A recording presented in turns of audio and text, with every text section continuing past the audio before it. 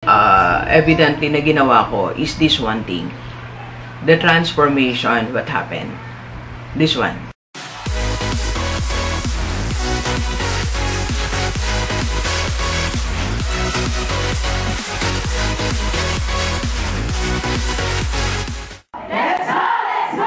Positive Lady Delivers, this is Dr. Gigi Disunga from I Can Change Project. Magandang Friday morning sa lahat ng mga delivers natin. And it's the first time po tayo mapanood sa YouTube channel. Thank you very much. Please subscribe, click mo na po yan, Doc Gigi Disunga. Alright, so from school principal to vlogger, to speaker, and to wealth coach. So what happened? Ano ba nangyari? What happened to the transformation? Doon sa mga first time po tayo mapanood, just give you a background. I'm a full-time school principal, okay, when I became a speaker, a vlogger, and a wealth coach. Okay, I've been working in a private, dati tayo nag-public for 7 years, then I went to Manila to work in different NGOs funded by World Bank and European Union, okay. Then I went back to teaching after a year. I applied in a private school, and ngayon ika-15th na natin. Malapit na tayo mag-anniversary sa Asia Pacific. 15th na natin. This June, okay? So, when I was a full-time principal, so life is so simple. Simple lang. Simple lang ang buhay. And suddenly, there was an abrupt change in everything when I started doing this thing. So, what happened? Ano ba yung nangyari? Dahil from being a school principal, yung maging speaker ka, medyo malapit. Diba? Malapit-lapit kasi nagsasalita ka, nagtuturo ka, diba? But from being a principal to becoming a vlogger, okay, that's something unusual. So, yun yung maraming questions sa isipan ng mga tao, okay? And from being principal to world coach, marami din nagtatanong, what happened? Bakit ka naging coach? Wealth coach pa talaga? Or formerly, it was career coach, so naging success coach. Ngayon, in-specify ko na wealth coach. So, those who want to build their wealth, so I can coach you. Alright, so, Doc G, mayaman ka na. Sabi ko nga, doon sa mga nagtatanong, I'm getting there. Okay, I just started almost 2 years ago. More than a year pa lang tayo nag-start sa ating new career.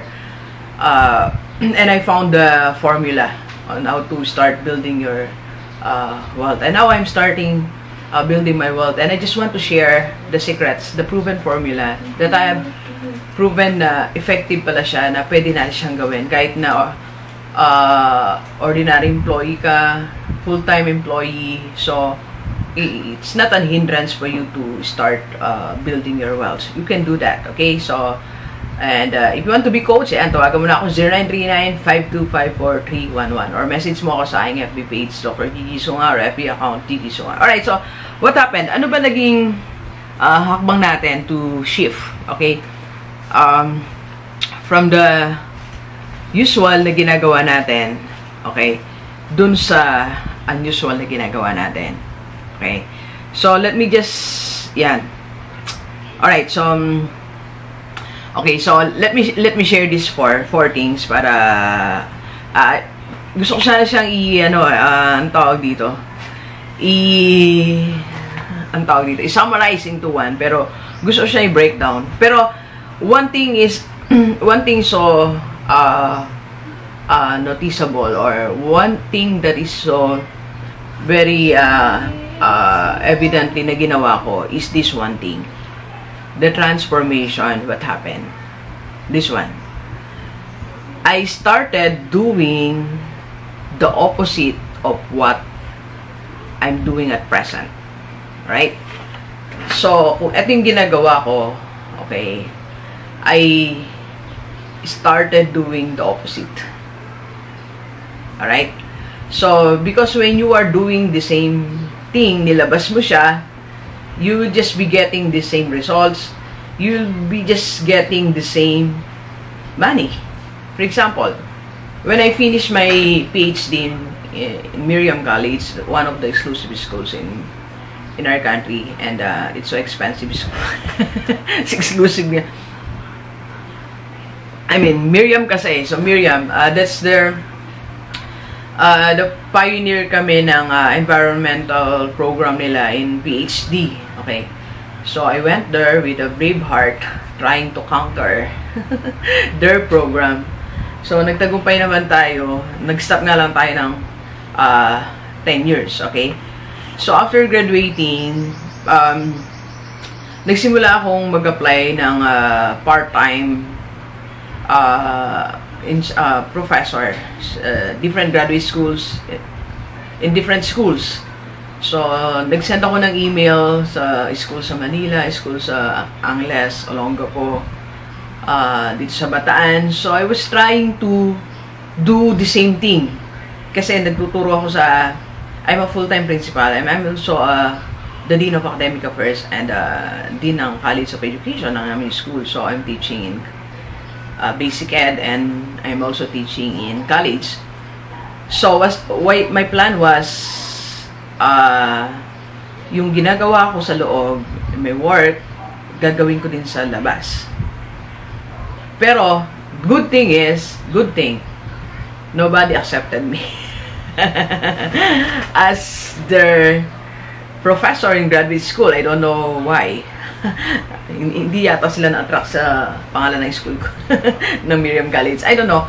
Pero the good thing, kasi kung natanggap ako that time when I was applying, magiging busy ako teaching, studying the lessons, traveling every Saturday or weekdays, malayo. And yun na, so feeling ko I have my new career. Pero hindi pala, kasi I'm just doing the same thing. Okay? Alright, I'm just doing the same thing, okay? So, what I did when nung hindi tayo natanggap, so work lang tayo, until such time na nagkaroon ng opportunity for me to become a speaker. Okay? So, when I did the opposite, na nag-vlog ako, actually, yung nagdala ng abrupt change sa buhay ko talaga is becoming a vlogger. Yun talaga ang susi. Sabi ko nga sa inyo, may susi ng pagyaman, okay? So, that's the one thing that I did. I started doing the entirely opposite of what my present job, okay? So, sa lahat ng mga G-Livers natin or nanonood na aking YouTube channel, if you want to change your financial status, your life, okay? You launch another thing, another source of income na pwedeng, it's not what the nature of your job. It can be a different thing, okay? Because if you'll be just launching the same thing, you'll get the same compensation. And I guess it will not change your financial your financial life, your money. So it will be hard for you to start your investment and other businesses. So total naglo-launch ka na rin lang ng bagay. So gawin mo na yung think of that opposite thing. So saan magagaling yung Doc G? These are my tips. So saan ba nanggaling yun? Saan nanggaling yung pagiging or doing yung hindi ko usual na ginagawa? Saan nanggaling? Una, it started when I rewrite my life goals. So, sinulat ko yung goals ko. Sabi ko, at I was 44 then. Okay. At 44, sabi ko, I should be earning 6-figure income. So, hindi pwedeng ito lang income ko kasi I'm a doctor, I'm a single, and mandahin kong gustong gawin. And I think, sabi ko, with my capacity para I need to earn this money. So, nagsulat ako ng goal, right? Particularly my financial goal. Okay, so you go back to the drawing board, you go back to your notebook, you write, ano yung financial goal na gusto mo? Okay, so after writing my financial goal, in 6 months, I was able to achieve the 6-figure income. And monthly, yeah, dumadaan ang buwan, so tumataas siya ng tumataas na hindi ko na napigilan. I mean, more than what I have written, I'm receiving it monthly, okay? From my YouTube channel, which paying me more than $1,000 last time. It's 1,200 something. Okay, last month. Being a wealth coach, I'm earning 40K, 50. My vlogging fee, they're paying me for one time 10K, something like that, and plus my seminars fee. So it's something I never thought that will happen to me financially, right? Okay, so that's when I rewrite my goals. So you can do that also. Maglagay ka ng financial goals. So hindi pwede yung yan lang napapanggap mo. There are a lot of things that you have to experience, you need to explore, and you need money for that. Okay? And second, I really saturate myself to learnings on my new craft. Okay? When I started being a speaker, every day, nanonood ako ng mga tips sa mga YouTube. I read a lot of books. Nung naging vlogger ako, sinubaybay ako si Kong TV pa. Then natagpuan ko si Dan Lac, Ty Lopez, Grant Cardone, another YouTuber. So, I treated myself as a student then. So, I'm learning my styles, how to do it, diba? So, I read a lot. I even called people to, you know, have personal coach, pero iba busy, I was rejected. Rejected and alone. So, you just saturate yourself to new learnings. Kasi yung craft na gagawin mo, yung bagong career na ilo-launch mo, it's a new thing. You're in an unfamiliar world. So, medyo mababago na, marami kang babaguhin. Wait lang po morning kasi, pa-text tayo, palis tayo, may mga nagte-text. Anyway, so, you saturate yourself sa mga learnings. Ayaw mo matuto ka. Pag nag-launch ka ng isang bagay na lalo kung hindi yun ang dati mong ginagawa, kailangan mo matutunan. Ang dami mong dapat aralin, di ba? So, I allotted at least 2 hours a day, 2 to 3 hours a day sa gabi. And I wake up early morning, before 5, gising na ako to start working in my YouTube. Okay? And third thing that I did is, yung being a vlogger is a technical thing kasi kaya editing, uploading, thumbnail. So, all these technical skills na wala ko niyan eh. But, hindi siya naging hindrance for me to continue being a vlogger. So, I hire a team. So, you can hire a team, somebody to help you do sa technical skill na hindi mo alam, na it's not your cup of tea. So, I asked somebody to do to edit my vlogs. Nagpaturo ako paano magawa ng thumbnail, title, so lahat ng yan. And even may poster sa mga seminar ko. Meron akong staff doing that. So, nakumpleto na rin ng team ko sa kalaunan. Salamat sa I Can Change team or sa GDS Corporate Training team. So, sila yung tumutulong sa akin, behind the camera, behind my vlogs, are these people who are helping me. Okay? So, hindi pwede yung, hindi ko kaya gawin yan, Doc. Ako pa, you know, ako nga hindi ko alam si YouTube. When I started my YouTube channel, I remember I asked my friend, Mama Riby, kasi may kantang nag-air sa bahay niya, I went there, so sabi ko, saan galing yung kanta? Sabi niya sa YouTube. Paano ko makita YouTube? Sabi niya, type mo YouTube. Do you know that after a month, dun ako nag-explore sa YouTube. Doon ko nakita. So, and now, Friday. I'm, you know, ito na, laman na tayo ng YouTube. So, technical skill is not a problem. So, hindi siya pwedeng maging hindrance, okay? Sa dami ng tao around us. So, lahat na may mga skills. You can hire people, just pay them. Diba? Pay them for the things that you can't do. Okay? And number 4 na ginawa ko is, ito, actually, ito yung una kong target when I started doing everything is to serve people. Serve people. When I started being a speaker, ang nasisip ko, i-motivate lahat ng mga kabataan, young people sa different Christian churches. Yun lang ang market na nasa isipan ko. So, mag-seminar ako para makatulong sa mga kabataan. Yun lang, that's it. Then, eventually, naispatan siguro ako, nagalingan yung isang audience ko, ni-refer ako sa ganito. So, may nag-invite ng school sa akin, private school, then naging public school. Then, Holy Angel University came my way. Thank you, Holy Angel University. Hindi ko talaga malimutan yung Holy Angel University in Pampanga.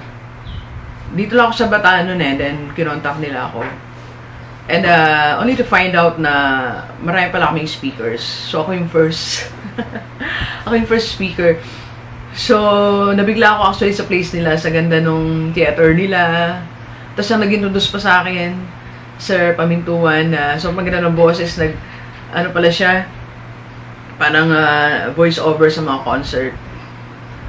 So, yun ang first time na kinabahan ako sa Holy Angel. Pero, after a few minutes, parang, I enjoyed it. Sila din naman. Then after that, di na sila tumigil. Ang dami na nilang text sa akin. Most of them, friends ko na. And if you're going to, this is a good thing, to review my friends sa FB. 1/3 ata from Holy Angel University. Okay, so, then, nag-break pa lang ako noon, break ng 10 a.m. Kinausap na ako ng principal, sabi niya, Dok, kunin ka namin sa, team building sa Baguio. So, immediately, I said yes. I said yes. So, yun na. Hanggang nakaapat na yata ako sa Holy Angel. Parents nila, tulad na ako sa parents. Ngayon, meron na akong schedule ulit sa kanila this April. So, I love Holy Angel University talaga. Sila yung nagbigay sa akin ng break. Sabi ko nga sa kanila, sumikat ako nung after sa kanila because after that, Bulacan State University also contacted me na hinire din nila ako as their kinuha din nila ako as their speaker a week after. Then, nagsunod-sunod na Universia, di ba? Then, companies also, San Miguel Corporation, imagine that. Kinuha nila ako 2 times, not just once, but 2 times na ako kinuha. Then, nakita ko yung HR nila, parang may plan pa this year na isa. So, nagsimula lang yun with just one goal na sinulat ko, okay? So, and with just one thought of serving people, lumawig na siya, lumawig. And even my YouTube channel, you know my purpose why I did the YouTube channel is, sabi ko ganito, yung sinasabi ko sa seminar ko, gusto kong sabihin sa YouTube. Because, sa seminar, konti lang na-attend, hundreds, pinakamadami na sa Holy Angel, parang more than 1,000. Okay? Pero dito sa YouTube, ang dami. Once you uploaded a video, so ang dami nanonood. So sabi ko, yun, that's my only purpose. Para marami ma-inspire. Kasi, I've been seeing testimonies, I've been hearing testimonies na after attending my seminar, nag-invest na sila, nag-save na sila ng pera. May nababagong buhay. So, sabi ko, sige, God, gamitin mo ako para sa mga tao. So, then, that's the reason why I launched my YouTube channel. Then, eventually, after 6 months, YouTube paid me. My first dollar is $189. $189. I can't forget that. I was so happy then. Lahat ng kaibigan ko, piniem ko. Pinakita ko yung account. Ano tawag dito? Yung number. Control number ng Western. Okay. Then, naging 400, 300, 500, 800, 1,000, 1,000. So, something like that. So, yun yung simula. When I just have, I started with this one vision or one goal in my heart, coming from my heart to serve people. Okay, to serve people. Alright? So, that's the story from school principal to being a vlogger, being a speaker, and a wealth coach. So, paano naman nangyari? Naging wealth coach ka, Doc G? Ganito, so, YouTube ako, nag-start ako sa malilit na negosyo, sari-sari store, bigasan, nagtitinda ng balot, titinda ng tuknayaning ba yun, mga kung ano. So, then, ang dami nagtatanong sa akin. Di na lahat ng tanong sa akin sa FB page ko, sa account ko, lahat na yung sinasagot ko. Until one day, may isang tinawag ako sila G-Livers. Yan, tumawag. Ang term ko, G-Livers. Sabi ni Ma'am Marivi, G-Livers tawag mo. So, G-Livers. Isa sa mga G-Livers natin, G-Livers kasi, G-Livers, yan, G-Livers. So, isa sa mga nanonood sa atin, sabi niya, Dok, i-coach mo ako. Turuan mo ako paano mag-ipon. So, that term coach, sabi ko, pwede ako maging coach. So, what I did, sige, nag-schedule kami.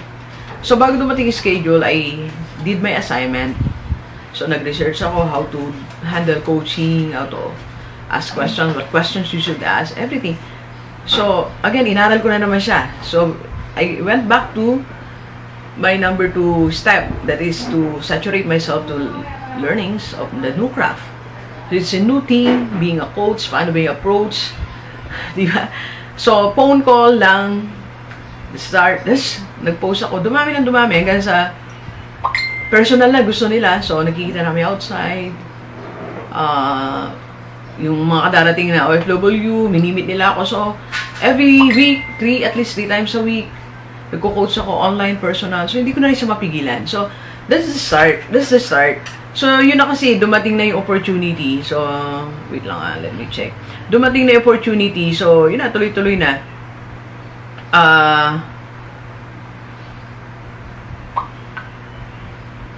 So, yun, that's the start. Okay? So, wherever you are right now, so, tingnan natin, paano mababago ang buhay mo? Isa lang, sabi ko nga dito sa nilista ko, do the opposite of what you're doing right now. Do the opposite of what you're doing right now, and that will change your life. Alright, so thank you very much, Delivers. Enjoy the rest of the day, and let's go!